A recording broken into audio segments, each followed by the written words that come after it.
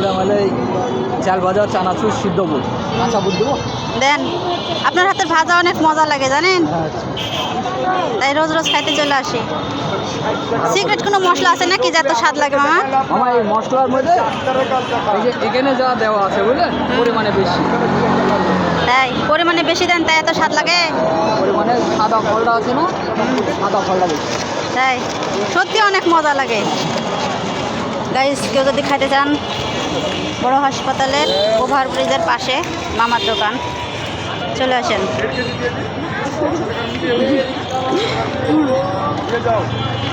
আপনার ভাজার আমি অনেক প্রশংসা করি। ভালো ভাজা খুব হ্যাঁ সেই মজা।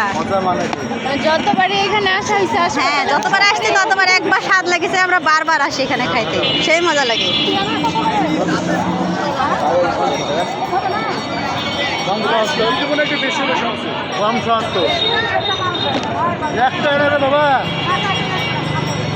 লাউ